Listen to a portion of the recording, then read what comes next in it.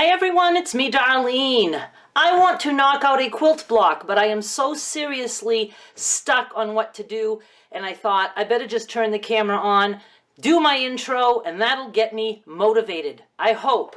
All I know at this point is I have these two pieces of fabric, and I just like that they're just scraps that I pulled out of my scrap pile, which is like a whole cellar full. You know, they're just these sizes, so you know, I'm just going to try to do something with these two things. This is a really cute little black print with little colored, they flowers, star kind of flowers.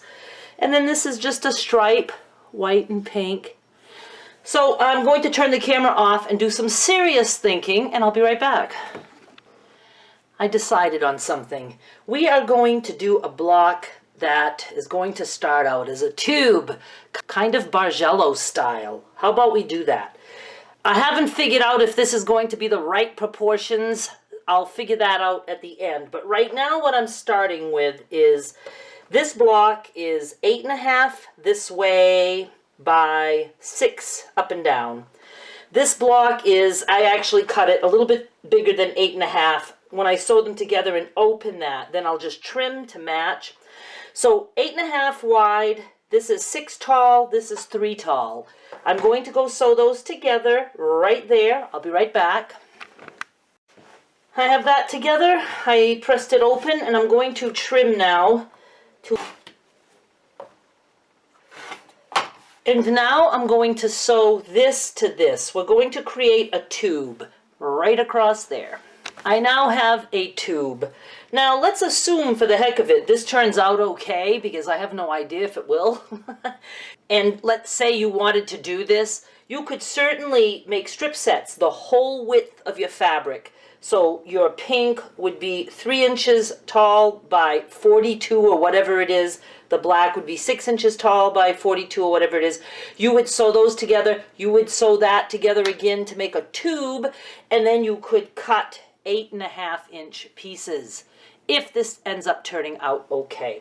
Now I'm going to cut this into 3 pieces, and because I don't want to figure out the math to say how do I make them exactly the same size, and because I think it would be cool if one was a different size, I'm going to just measure in from each end a certain amount. Now I don't know if I would like 2 strips wide and 1 narrow, or 2 strips narrow and 1 wide. So I have to think again. I think I'm going to go with like 2 more narrow, and then we'll let the center be a little bit bigger. So I'm just going to come in 2.5 inches and cut. Why don't I do that this way? So 2.5 in, and you're free to do this and do anything you want with it. Because you'll probably do a better job than I'm going to do. All right, 2.5. They could even be all 3 different sizes. Now I'm going to turn this and do the same. 1, 2.5 right there. Okay, so I'm going to just put these with the pinks all up like this. I don't know if that's how we started, but that's what we have right now. I have to think again. I have an idea. I'm going to turn these over. Let's start with the 2 skinny ones. I'm going to take my ruler and a pen. I'm going to draw a line that I will be cutting on. I'm going to draw the line 1.5 inches away from the stitching line. So let's see, 1.5. And again, this can vary. So I just put my stitching line along the line of my mat, and I measured down and I made a line 1.5 inches. I'm going to cut on that line with scissors. You don't want to use a rotary cutter because you don't want to cut through both layers. So we have a strip that looks like this, and I will press that in a moment. I'm going to do the same here. Cut on the line. And now this guy, let's go in, oh, let's do 3. Let's be brave. 1, 2, 3. So I'm going to do 3 and draw a line like that. And I'm going to cut on that line. All right, I'm going to go press these open. And this is what we have. It can be arranged any way. We could do this, this, and this, which would be kind of cool. But I think for the sake of doing some designs on the quilt board, I'm kind of curious to see how this is going to work. So right now I'm going to sew these together. I screwed up.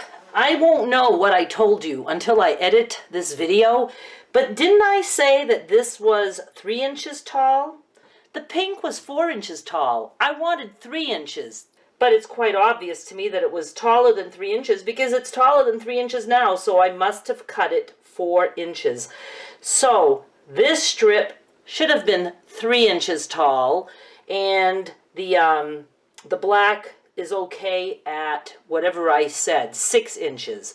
That would be 9 total. After the seam allowances, it brings it down to 8, and it gives you a chance to trim it.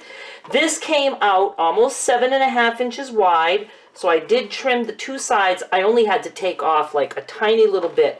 Now I have to make it 7.5 inches this way. So I'm going to take 1 inch off this end and 1/2 inch off that end. Does that make any sense? I think it does. And this is my block, which is not what I envisioned because I was expecting this to be not so much. But hey, this is what we've got. This is what we're going with. So this could be 3 inches for real. This could be 6 inches. You put them together like I did, and you should come out with something almost square and gives you room to trim it up to a 7.5 inch block. So I am going to go put this baby on the quilt board, and we'll just see. We'll just see for the heck of it. I think I made it sound more complicated because I was thinking the whole way through it. And yes, I could do these things and try them first, but I promise you, once I do it once, I will never want to do it again, so you guys would never end up seeing a video. And this way, I don't know, some of you like the thought process. You like to see how I think of things, and you like to see that, you know, we just need to try stuff. Now, even if I hated this, I'm sure I would have learned something along the way. Like when I say I want 3 inches, I don't cut 4. But this is a decent block, and it's good all by itself. So let me just go put this on the quilt board. Stick around and watch the show. I will be back with more soon. Bye!